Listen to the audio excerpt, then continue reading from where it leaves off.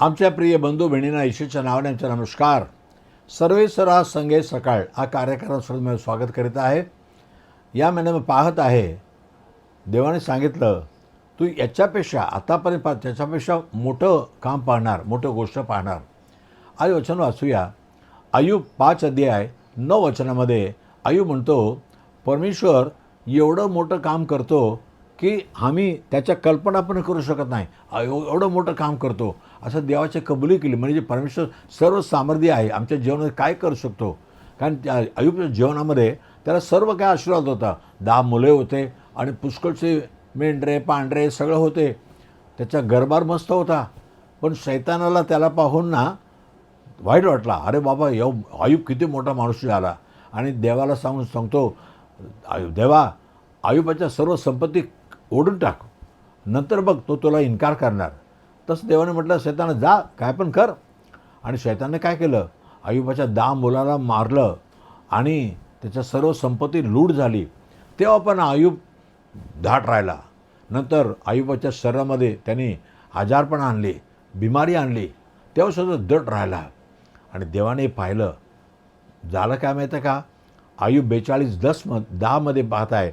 अय्यूब 42, जेव्हा अय्यूब या संकटातसुद्धा आपल्या मित्रासाठी प्रार्थना केली तेव्हा परमेश्वराने त्याचं सर्व बंदी करून बदलून टाकले.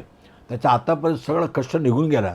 आणि जे काय अय्यूबाने हरवलं होतं शैतानाकडे, ते सर्व देवापणे 2 पट दुगणा दिले, दुप्पट दिले बाबा. आणि त्याच्या मुले परत त्याला 7 मुले 3 मुलगी, तसंच परमेश्वराने जन्म दिला. बघा, हे आमचा परमेश्वर आहे, मोठं काम करणारा परमेश्वर आहे. तुम्ही त्याचा विचार पण करू शकत नाही. कारण येशू ख्रिस्त देवाचा पुत्र 2000 सालीपूर्वी स्वर्गातून खाली उतरून आले आणि आमच्यासाठी जीव दिले, आमचे सर्व पाप मिटून टाकले. हे किती मोठं काम आहे ना. पाप मिटवण्यासाठी मी कुठं जातो नाही. येशू तुमच्या पापासाठी मेलेला आहे आणि गाडले गेला, ते सर्व जिवंत उठला. आत्म जिवंत परमेश्वर आहे. त्याच्याकडे मागा, माझ्या पापाची क्षमा कर. जीवनात कुठलं मोठं गोष्टी व्हायला पाहिजे, तो मोठा परमेश्वर ना मोठं गोष्ट करणार. तुमच्या जीवनामध्ये मोठा आशीर्वादाची अपेक्षा करतात का, मागा. येशूने म्हटलं मागा तर तुम्हाला दिलं जाईल. चला मागूया आपण. हो दैबापा धन्यवाद प्रभू राजा, तू किती मोठा परमेश्वर आहे प्रभू. तू स्वर्गाला सोडून जगामध्ये आला, आमच्या पापासाठी जीव दिला आणि जिवंत उठला. आत्म जिवंत परमेश्वर आहे. हो प्रभू, आज हे वचन ऐकणाऱ्या जीवनामध्ये काय काय त्यांनी हरवलं, काय काय गमावलं, ते सर्व त्यांना परत येऊ दे प्रभू राजा. जीवनातला शांती, समाधान आणि आनंद खोवून बसलेला आहे, ते सर्व त्यांना भेटू दे प्रभू राजा. आणि ते अपेक्षा करतात, जे काय तुझ्याकडे मोठं कामाची अपेक्षा करतात, ते मोठं काम कर प्रभू. कारण तो सगळ्यात मोठा परमेश्वर आहे. मोठं काम कर, आशीर्वाद कर. येशूच्या नावाने मागितो म्हणून ऐक प्रभू राजा.